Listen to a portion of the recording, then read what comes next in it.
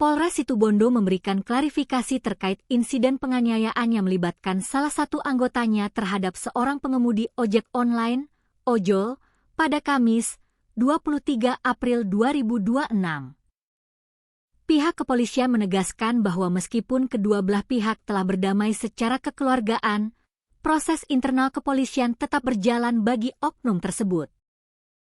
Kasih Propam Polres Situbondo, Ibtu Ikomang, menjelaskan bahwa insiden pemukulan ini dipicu oleh kesalahpahaman murni saat Brigadir DK mengira dirinya sedang dimata-matai oleh korban berinisial NH. Penganiayaan terjadi dikira korban sedang memata-matai rumah pelaku.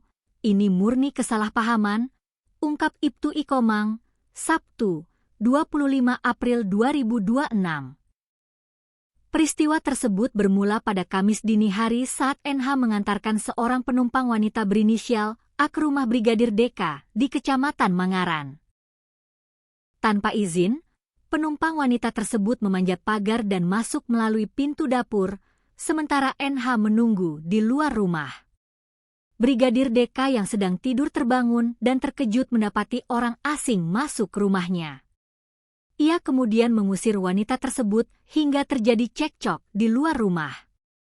Saat itulah, Brigadir DK mendapati riwayat pesan singkat yang menunjukkan bahwa NH sempat memotret situasi rumahnya dan mengirimkannya kepada wanita tersebut. Terpancing emosi karena merasa privasinya dilanggar dan dikira rumahnya sengaja dimata-matai, Brigadir DK secara spontan memukul NH dengan tangan kosong, tambah Ibtu Ikomang. Setelah kejadian tersebut, upaya mediasi langsung dilakukan. NH dan Brigadir DK sepakat untuk saling memaafkan. Brigadir DK juga telah meminta maaf secara langsung di hadapan komunitas ojol serta memberikan kompensasi biaya penghasilan selama masa pemulihan kepada NH sebagai bentuk tanggung jawab. Meski laporan hukum secara pidana tidak dilanjutkan atas kesepakatan kedua pihak, Polres Situbondo memastikan bahwa sanksi disiplin bagi anggotanya tetap diberlakukan.